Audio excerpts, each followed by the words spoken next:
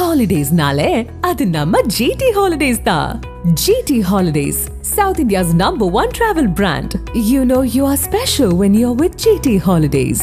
நல்ல வசதியான மாப்பிள்ளை தான். என்னமோ தெரியல, ஏதோ தப்பு நடக்கிற மாதிரி தோணுது. அவர்கிட்ட ஏதோ தப்பு இருக்கிற மாதிரி எனக்கு தோணுது. ஏன்னு சொல்லி தெரியல. வீட்டில் எவ்வளவோ சொல்லி பார்த்தேன். வீட்டில் யாருக்கும் தெரிய வேண்டாம், நான் உங்கள்கிட்ட பர்சனலாக கேஸ் கொடுக்குறேன்னு சொல்லி இந்த பொண்ணு கேஸ் கொடுத்தாங்க.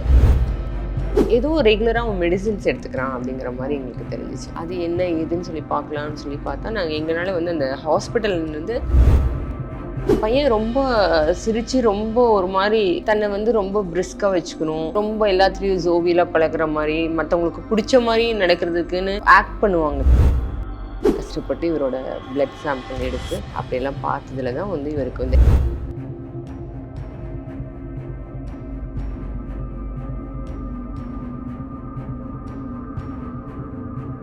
ஆகாயம் தமிழ் நேயர்களுக்கு வணக்கம். இன்னைக்கு நம்ம கூட டிடெக்டிவ் யாஸ்மின் அவர்கள் இருக்காங்க. அவங்க டிடெக்ட் பண்ண பல கேஸ்ல ஒரு கேஸ் பத்தி தான் இன்னைக்கு பேச போறோம். வாங்க பேசலாம். வணக்கம் மேம். வணக்கம். HIV அப்படின்ற ஒரு விஷயம் இன்னைக்கு நிறைய பேருக்கு அவேர்னஸா இருக்கு, நிறைய பேருக்கு இதை பத்தி தெரியுது. பட் ஆரம்ப காலத்துல இது ரொம்ப பெரிய நோயா பார்க்கப்பட்டுச்சு. அந்த ஸ்டேஜ்ல இது ரிலேட்டடா ஏதாவது கேஸ் நீங்க ஃபேஸ் பண்ணிருக்கீங்க? ஆமாம்மா. ஸோ ஸ்டில் இப்போ வரைக்குமே பொட்டிக் வச்சுருக்கோம் நாங்கள். ஸோ அதில் எனக்கு கஸ்டமராக இருந்த ஒரு பொண்ணு மேரேஜ் ஃபிக்ஸ் பண்ணியிருந்தாங்க. எங்ககிட்ட நிறையா அவங்க ட்ரெஸ் எல்லாம் கஸ்டமைஸ்டு பண்ணுறதுக்காக கொடுத்துருந்தாங்க. ஆனால் அந்த பொண்ணுக்கிட்ட அந்த மேரேஜ்க்கு உண்டான ஒரு முகத்தில் அந்த ஒரு இது இல்லாமல், சந்தோஷம் இல்லாமல் சொல்லுவாங்க இல்லையா, ஒரு மேரேஜ் கலை அப்படி சொல்லுவாங்க இல்லையா, அது இல்லாமல் ஒரு மாதிரி ஏதோ சம்திங் ராங் மாதிரி இருந்துச்சு. அப்போ நாங்களே தான் இந்த மேரேஜில் விருப்பம் இல்லையா அந்த மாதிரிலாம் கேட்க ஆரம்பிக்கும் போது அவங்க, ஆமாம் எனக்கு இது ஏதோ நல்ல வசதியான மாப்பிள்ளை தான், என்னமோ தெரியல ஏதோ தப்பு நடக்கிற மாதிரி தோணுது, அவர்கிட்ட ஏதோ தப்பு இருக்கிற மாதிரி எனக்கு தோணுது, ஏன்னு சொல்லி தெரியல. வீட்டில் எவ்வளவோ சொல்லி பார்த்தேன், அப்படிலாம் ஒன்றும் கிடையாது, நாங்கள் விசாரிச்சிட்டோம், ரொம்ப நல்ல ஃபேமிலி, ரொம்ப வசதியானவங்க, அப்படின்னு நீ போனீங்கன்னா உனக்கு எந்த பிரச்சனையும் இல்லைன்னு சொன்னாங்க. பணத்துக்கு எங்களுக்கும் ஒரு குறைச்சலும் இல்லை மேடம், நான் ஒரே பொண்ணு தான். ஆனால் எனக்கு என்னமோ தெரியல, அதை மீறி ஏதோ தப்பு இருக்குது அப்படிங்கிற மாதிரி எனக்கு தோணுது அப்படின்னு சொல்லி சொன்னாங்க. நீங்கள் இது என்ன ஏதுன்னு கொஞ்சம் பார்த்து கொடுக்க முடியுமா அப்படின்னு சொல்லிட்டு அந்த பொண்ணு, வீட்டில் யாருக்கும் தெரிய வேண்டாம், நான் உங்கள்கிட்ட பர்சனலாக கேஸ் கொடுக்குறேன்னு சொல்லி அந்த பொண்ணு கேஸ் கொடுத்தாங்க. அப்போ இன்வெஸ்டிகேஷனில் இறங்கணும். இப்போவுமே நிறைய HIV சம்மந்தமான கேசஸ் வருது, பார்த்துருக்கோம் நிறைய. இப்போ இந்த டேட்டூ போடுறதுனால அது மூலிமா HIV பரவுறது. ஸோ இந்த மாதிரி கேசஸ் எல்லாமே நிறைய நாங்கள் பார்த்துருக்கோம். ஆனால் இந்த கேஸ் எங்களோட இப்போ பார்க்குறதுக்கு கொஞ்சம் ஈஸியாக இருக்குது. ஆனால் அப்போ இதை பற்றின அவேர்னஸ் நிறைய பேருக்கு இருக்காது. ஒரு மாதிரியான ஒரு சிச்சுவேஷன் நாங்கள் இந்த கேஸ் பார்க்கும்போது, ஏன்னா எங்களோட ஸ்டார்டிங் ஸ்டேஜ் வேற, இப்படி நம்ம ஜஸ்ட் ஒரு கேரக்டர் பார்க்க போகிறோம் அப்படிங்கிற மாதிரி தான் நினச்சி பார்த்தோம். பார்க்கும்போது இவங்க சொன்ன மாதிரி ஒரு நல்ல ஃபேமிலி தான், நல்ல வசதியானவங்க தான். ஆனால் பையன் ஒரு பிஸ்னஸ் அப்படிங்கிறதுல ரொம்ப அதிகமாக போகிற மாதிரிலாம் தெரியல, ஒரு மேலோட்டமாக இருப்பாங்க இல்லைங்களா, அந்த மாதிரி தான் இருந்தான். ஏதோ ரெகுலராக அவன் மெடிசின்ஸ் எடுத்துக்கிறான் அப்படிங்கிற மாதிரி எங்களுக்கு தெரிஞ்சிச்சு. அது என்ன ஏதுன்னு சொல்லி பார்க்கலான்னு சொல்லி பார்த்தா நாங்கள் எங்களால் அந்த ஹாஸ்பிட்டல்லேருந்து எடுக்க முடியல, டீட்டெயில்ஸ் எடுக்க முடியல. ஒரு கிளினிக் போகிறாங்க, அங்கேருந்து எடுக்க முடியல, ஏன்னா அது உங்கள் ஃபேமிலி டாக்டர் போல இருக்குது. எங்களால் அது எப்படியோ ட்ரை பண்ணோம், அங்கேருந்து எந்த டீட்டெயில்ஸ் எடுக்க முடியல. அப்புறம் ஒரு கேம்ப் மாதிரி ஒன்று, அப்போல்லாம் ஏதாச்சும் இந்த மாதிரி பார்க்கணுன்னா ஒரு கேம்ப் மாதிரி, மெடிக்கல் கேம்ப் மாதிரி போடுவோம். ப்ராப்பராக ஏதாச்சும் ஒரு ஹாஸ்பிட்டல் டாக்டரோட டைப் வச்சு போடுவோம், ஒரு சர்வீஸ் ஓரியன்டாகவும் போடுவோம். ஸோ அது சம்மந்தமாக எங்கள் கேஸ் ரிலேட்டடாகவும் பார்ப்போம் நாங்கள். அப்படி ஒரு ஃப்ரீ கேம்ப் நடத்துனதில் எப்படியோ இவரோட கஷ்டப்பட்டு இவரோட பிளட் சாம்பிள் எடுத்து அப்படியெல்லாம் பார்த்ததுல தான் இவருக்கு HIV இருக்கிறது எங்களுக்கு கன்ஃபார்மாக தெரிஞ்சிச்சு. ஸோ அது எங்களோட ஸ்டார்டிங் ஸ்டேஜில் பார்த்த ஒரு எப்படி சொல்கிறது, ஒரு பயங்கரமான ஒரு கேஸ் சொல்லலாம். இந்த மாதிரி மெடிக்கல் கேம்ப்லாம் போடும்போது அந்த கன்சர்ன் பர்சன் வரணும் இல்லையா மேம் செக்அப்க்கு? அவங்க இப்போ சான்ஸே இல்லைம்மா, இப்போ அந்த மாதிரிலாம் வரதில்லை யாரும். அந்த மாதிரிலாம் நாங்கள் இப்போ அந்த மாதிரிலாம் ஒரு ரிஸ்க் நாங்கள் எடுக்கவும் முடியாது. அந்த மாதிரி இப்போ எல்லாத்துக்கும் ஒரு அவேர்னஸ் இருக்குது. ஸ்டார்டிங்கில் அப்போதான் ஒவ்வொரு ஸ்டேஜில் ஒரு மெத்தட் இருக்கும் இல்லையா. ஒருத்தவங்க ஒரு ஃபோன் பண்ணி கூட ஒரு அட்ரஸ் வேணும்னா கூட, ஏதாச்சும் ஒரு பர்டிகுலர் ஒரு கிளைண்ட் நம்மள்ட்ட கேஸ் கொடுத்துருப்பாங்க, ஒரு சப்ஜெக்டோட அட்ரஸ் தெரிஞ்சிருக்காது, ஃபோன் நம்பர் இருக்கும். அப்படின்னா சும்மா ஒரு ராங் கால் மாதிரி, ஏதாச்சும் ஒரு கஸ்டமர் கேர் சென்டர் மாதிரியோ ஏதோ ஒரு இது மாதிரி நாங்கள் ஃபோன் பண்ணி கேட்போம். ஈஸியாக அட்ரஸ் கொடுத்துருவாங்க. உங்களுக்கு இந்த மாதிரி ப்ரைஸ் விழுந்திருக்கு, உங்களுக்கு நாங்கள் இந்த கிஃப்ட் அனுப்புகிறோம், உங்கள் அட்ரஸ் சொல்லுங்கனாலே சொல்லிடுவாங்க. பட் நம்ம இப்போ அப்படி வாங்க முடியாது இல்லையா. ஸோ ஒவ்வொரு ஸ்டேஜில் ஒரு மாதிரி இருந்துச்சு. அந்த டைம்ல எல்லாம் ஒரு மெடிக்கல் கேம்ப் போடுறது, இந்த மாதிரியான விஷயங்கள்லாம் அந்த மாதிரி டைப்லேயே நிறைய கேஸ் பார்த்துருக்கோம். அப்படி பார்த்து எடுத்தது அது. பட் ஒரு ப்ராப்பரான ஒரு இதில் தான் போடுவோம் நாங்கள். மெடிக்கல் கேம்ப்னா அங்கே இண்டிவிஜுவலாக அப்படி போட முடியாது, ஒரு ஒரிஜினலாக ஒரு டாக்டரோட இதோட சேர்ந்து டைப் பண்ணி தான் போட்டிருக்கோம். பட் எங்களுக்கு ஒரு அதோட மொத்தத்தில் எல்லாருமே வந்து இது பண்ண போறாங்க. அந்த அவரோட பிளட் சாம்பிள் எடுக்கிறது ரொம்ப கஷ்டமா தான் இருந்துச்சு. அது நாங்க வேற மெத்தட்ல எடுத்தோம், அது சொல்ல முடியாது. பட் அதுல பார்த்து தான் நாங்க கண்டுபிடிச்சோம். அந்த பொண்ணுகிட்ட இந்த விஷயம் அதுக்கப்புறம் சொன்னீங்களா? ஆமா கண்டிப்பா. அவங்க தான் கேஸ் கொடுத்துருக்காங்க. அந்த பொண்ணு கேஸ் கொடுத்தது எவ்வளவு, அந்த பொண்ணுக்குள்ள, ஏன்னா சில சமயம் நம்மளுக்கு வந்து நம்மளை மீறி ஏதோ மனசு நம்மளுக்கு சொல்லும் இது சரியில்லைங்கிறது. அதை நம்ம பார்க்கும்போது அது எவ்வளவு நம்ம நினைச்சது கரெக்டு தான், ஏதோ இது இந்த விஷயம் இப்படி நம்ம யோசிச்சது கரெக்டு தான், இது இப்படி நடந்தது நல்லதுக்கு தான் அப்படிங்கிற மாதிரி இருக்கும் இல்லையா. அந்த மாதிரி அந்த பொண்ணுக்கு தோணுச்சு. அந்த பொண்ணுகிட்ட சொல்லி அதுக்கப்புறம் அந்த பொண்ணு அவங்க வீட்லயும் சொல்லி அவங்க வீட்டில் வேற மாதிரி சொல்லி பேசி இந்த கல்யாணத்தை அவங்க நிறுத்திட்டாங்க. அவங்களோட பிளான் வந்து சொசைட்டிக்குள்ள நிறைய பேர் இந்த மாதிரி இருக்கிறாங்க. ஒரு கல்யாணங்கிற மாதிரி ஒன்று பண்ணிட்டு நிறைய கிட்னி ப்ராப்ளம் இருக்கிறவங்க, அந்த பர்சன்டேஜோட லெவல் அதிகமாக இருக்கும், அதை மறைச்சி கல்யாணம் பண்ணி வைப்பாங்க. அந்த ட்ரீட்மெண்ட் போயிட்டு இருப்பாங்க, அதை பற்றி சொல்லாமல் கல்யாணம் பண்ணி வச்சுட்டு அதுக்கப்புறம் மாதத்துக்கு ஒரு தடவை அம்மா வீட்டுக்கு போகிறேன், இல்லைன்னா அங்கே போகிறேன் இங்கே போகிறேன்னு சொல்லிட்டு போய் செக்அப் போயிட்டு வருது. அந்த மாதிரி கேசஸ் எல்லாம் நாங்கள் நிறைய பார்க்குறோம். டயாபெட்டிக் வந்து ரொம்ப சிவியராக இருக்கும், ஆனால் வந்து சொல்லியிருக்க மாட்டாங்க. சொல்லாமல் இப்போ என்ன கேட்டால், நீ ஃப்யூச்சரில் வந்து நம்ம மாப்பிள்ளை பொண்ணு பார்க்குறோம், ஜாதகம் பார்க்குறோம், இப்போ வந்து அதுக்கு மேலே ஒரு படி போய் லெவல் மேலே ஏறி போய் டிடெக்டிவ்கிட்ட வந்து கேரக்டர் இதெல்லாம் பார்க்குறது போய் ஓப்பனாகவே ஒரு பொண்ணு பார்க்குறோம் மாப்பிள்ளை பார்க்குறோம் அப்படின்னு சொல்லி கேட்டால் அவங்களோட ஃபுல் பாடி செக்அப் பண்ணிக்கிறது கூட நல்லதுதான்ங்கிறது மாதிரி எனக்கு தோணுது. கண்டிப்பாக நிச்சயமாக அது வாங்கிக்கிறது நல்லது தான். ஒரு ப்ராப்ளம் இருக்கிறவங்க, இப்போ வந்து ஹெச்ஐவி இருக்கிறவங்க ஹெச்ஐவியில் இருக்கிறவங்களே மேரேஜ் பண்ணிக்கலாம்.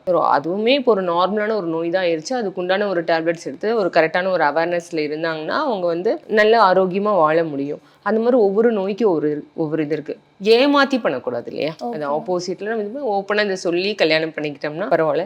ஏமாத்தி கல்யாணம் பண்றவங்க எத்தனையோ பேர் இருக்காங்க. ஸோ அதெல்லாமே நம்ம செக் பண்ணி மேரேஜ் பண்ணிக்கிறது ரொம்ப நல்லது. ஸோ இந்த கேஸ்ல அந்த பையன் மட்டும் ஏமாத்த நினைச்சானா, இல்ல ஹோல் ஃபேமிலிக்கே அந்த பையனுக்கு ஹெச்ஐவி இருக்கு அப்படின்றது தெரியுமா? இல்ல அந்த பையன் மட்டும்தான் ஏமாத்த நினைச்சான், அவங்க ஃபேமிலிக்கு தெரியாது. ஸோ இந்த பையன் வீட்லயும் சொல்லாம இவங்களுக்கும் சொல்லாம மேரேஜ் அரேஞ்ச் பண்ணிட்டாங்க. ஹெச்ஐவி அப்படின்றது இப்போ நிறைய பேருக்கு அவேர்னஸ் வந்திருக்கு. இப்போ இந்த மாதிரி ஹெச்ஐவி பேஷண்ட் இருக்க கேஸ் அந்த மாதிரி ஏதாவது வருதாமா? நிறைய வருதுமா. இப்பவுமே ஹெச்ஐவி பேஷண்ட் கேஸ் கொடுக்குறாங்க. பட் அவங்களுமே வந்து ஆப்போசிட்ல மேரேஜ் பண்ணியிருக்கவங்க வந்து ஹெச்ஐவியா இருக்கிறவங்களோட இதுதான் பார்க்குறாங்க. ஹெச்ஐவி பாசிட்டிவா இருக்கிற வரன் பார்த்து கல்யாணம் பண்ணிக்கிறதுங்கிறது இப்போ ரொம்ப சாதாரணமாக ஆயிடுச்சு. ஹெச்ஐவி இருந்தாலுமே எனக்கு 2-3 கேஸ் வந்ததுலாம் பார்த்தீங்கன்னா ஒரு பர்டிகுலர் பொண்ணுக்கோ பையனுக்கோ ஹெச்ஐவி இருக்கும், அது அவங்களுக்கும் தெரியும், டேட்டூ மூலியமா பரவி இருக்கும். ஆனால் தெரிஞ்சுமே லவ் பண்ணுவாங்க. ஏன்னா அந்த அவேர்னஸ் இப்போ இருக்கு. ஒரு ஹெச்ஐவி பேஷண்ட் எப்படி ஹேண்டில் பண்ணணும், அவங்ககிட்ட எப்படி இருக்கணும், இந்த லெவலில் இருக்கணும், அதை மீறி அவங்களோட கேரக்டர் பிடிச்சி அவங்களுமே சேஃப்டியாக இருக்கிறது எப்படின்னு சொல்லிட்டு பார்த்து இந்த மாதிரி மேரேஜ் பண்ணிக்கிறவங்களையும் நான் பார்த்துருக்கேன். ஒரு அவேர்னஸோட இருந்தால் எல்லாமே சாதாரணம் தானே. ஸோ இந்த பொண்ணு கேஸ் கொடுக்க வரும்போது ஹெச்ஐவி இல்லை ஹெல்த் இஷ்யூன்னு ஏதாவது சஸ்பெக்ட் பண்ணாங்களா? இல்லை, நான் அந்த பொண்ணுக்கிட்ட கேட்ட விஷயம் அதுதான். உங்களுக்கு எப்படி, என்ன எனக்கு ரிப்போர்ட் இப்படி வந்த உடனே எதனால உங்களுக்கு அப்படி தோணுச்சு, எது வந்து உங்களுக்கு சந்தேகமாக இருந்துச்சு? இப்போ நார்மலாக கேஸ் கொடுக்கும்போது நான் கேட்பேன், எல்லா ஃபுல் டீட்டெயில் அவங்கள்ட்ட கேட்டேன், எதனால இந்த கேஸ் கொடுக்குறீங்க அப்படிலாம் கேட்பேன். ஆனால் இந்த பொண்ணு எனக்கு ஏற்கனவே எங்களோட வேறு பிஸ்னஸ்லேயும் ஒரு பழக்கம் இருக்கிற பொண்ணு அப்படிங்கிறதுனால ஏதோ இந்த பொண்ணுக்கு மேரேஜ் பிடிக்கல அப்படிங்கிற மாதிரி நினச்சி தான் நான் கேட்டேன். இந்த பொண்ணுக்கு வேறு ஏதாச்சும் ஒரு லவ் அந்த மாதிரிலாம் இருக்கும் போல இருக்குங்கிற மாதிரி நான் கேட்டேன். ஆனால் இந்த பொண்ணு வந்துட்டு இல்லை, அவங்க மேலே டவுட்டாக இருக்குன்னு சொன்னனால இந்த ரிப்போர்ட் கொடுக்கும்போது எனக்கு தோணுச்சு, அப்போதான் தோணுச்சு எதனால அப்படி தோணுச்சுங்கும் போது, இல்லை பையன் ரொம்ப சிரிச்சு ரொம்ப ஒரு மாதிரி அப்நார்மலாக வந்து தன்னை வந்து ரொம்ப பிரிஸ்காக வச்சுக்கணும், ரொம்ப எல்லாத்துலேயும் ஜோவியலாக பழகிற மாதிரி, மற்றவங்களுக்கு பிடிச்ச மாதிரி நடக்கிறதுக்குன்னு ஆக்ட் பண்ணுவாங்க இல்லையா, அந்த மாதிரி ஆர்டிஃபிஷியலா இருந்துச்சு. ஆமா, அது வந்து எனக்கு வந்து ஒரு நேச்சுரலா தெரியல. எனக்கு அது வந்து எனக்கு வந்து ஒரு டச்சிங் வச்சு பரவாயில்ல, பையன் வந்து நல்லா எல்லாத்துலயும் ரொம்ப க்ளோஸா பேசுறான், நல்லா பழகுறான் அப்படிங்கிற மாதிரி எனக்கு தெரியல. எனக்கு என்னமோ அதே வந்து எனக்கு ஒரு டவுட்டா இருந்துச்சு. மற்றபடி வந்து ஏதாச்சும் டல்லா இருந்தானா அப்படி. ஏன்னா நாங்க இந்த கேஸ் பார்க்கும்போது அந்த பையன் வந்து இப்போ நான்ல வந்து ஹெச்ஐவி இருக்கிறவங்க அப்படின்னா ரொம்ப ஒரு மாதிரி இழைச்சி போய் அந்த எலும்பு தோலுமா. ஸோ ஹெச்ஐவி அப்பெல்லாம் நான் அப்படிதான் நினைச்சேன். இப்போ வந்து அப்படி இல்லை. ஏன்னா அதுக்கு உண்டான கரெக்டான ஒரு மெடிசின்ஸ் எடுத்து கரெக்டாக அந்த இது அவங்களோட இம்யூனிட்டி பவர் வந்து கொஞ்சம் அது டவுன் ஆகாமல் இருக்கணும் இல்லையா, அதுக்கு உண்டான மாதிரி இருந்துட்டாங்கனாலே போதும், நல்லா ஃபுட் எடுத்துக்கிறது இப்படிலாம் இருந்தாங்கனாலே போதும் அப்படிங்கிற மாதிரி தான் கரெக்டாக இருப்பாங்க, நல்லா இருப்பாங்கன்னு சொல்லுவாங்க. அவங்களை பார்த்து நார்மலாக அது அந்த பையன் அப்படி இருக்கல, நல்லா தான் இருந்தான். அதனால எங்களுக்கெல்லாம் வந்து வேற மாதிரியான எதுவுமே தோணலை. ஹெல்த் இஷ்யூ இருக்கும் அப்படிங்கிற மாதிரி டவுட் வரும்போது கூட அவன் மெடிசின்ஸ் எடுத்துக்கிறான்னு சொல்லி தோணும் போது கூட அப்போ கூட நாங்கள் ஹெச்ஐவி ரேஞ்சுக்கெல்லாம் நாங்கள் யோசிக்கவே இல்லை. ஏன்னா அந்த அளவுக்கு எங்களுக்குமே அதை பற்றின நாலேஜ் இல்லை. அதனால நாங்களும் அந்த அளவுக்குலாம் யோசிக்கல, வேற ஏதோ அப்படின்னு நினைச்சோம். பட் எங்களுக்கே அது ஒரு ஷாக்காக இருந்துச்சு. அந்த பொண்ணு சொல்லும் போது அந்த பொண்ணுக்கு அதை விட ஷாக்காக இருந்துச்சு. ஏன்னா தன்னோட லைஃப் எப்படி தப்பிக்கப்பட்டிருக்கு இல்லையா. ஏன்னா இப்போ அந்த பையன் மூலியமா எத்தனையோ பேர் இந்த மாதிரி தானே ஏமாத்தி கல்யாணம் பண்ணிடுறாங்க. கல்யாணம் பண்ணி அந்த அப்பாவே அந்த பொண்ணுங்களுக்கும் அந்த எய்ட்ஸ் கொடுத்து அப்படி இருக்கிறதுக்கு இந்த பொண்ணு நம்ம எப்படியே தப்பிக்கப்பட்டோம் அப்படிங்கிற மாதிரியான ஒரு சந்தோஷம் இருந்துச்சு.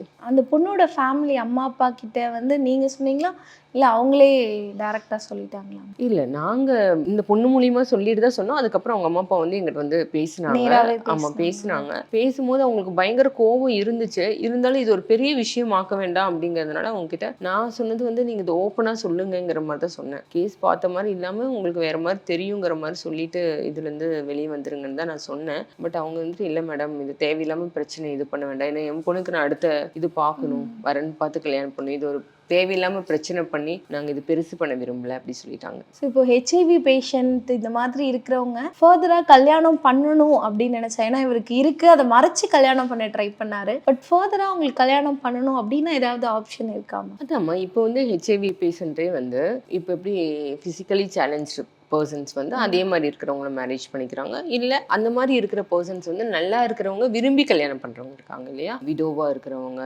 டிவர்ஸியாக இருக்கிறவங்க. ஸோ இந்த மாதிரி இருக்கிறவங்கள தெரிஞ்சு வந்து கல்யாணம் பண்ணுறவங்களும் இருப்பாங்க.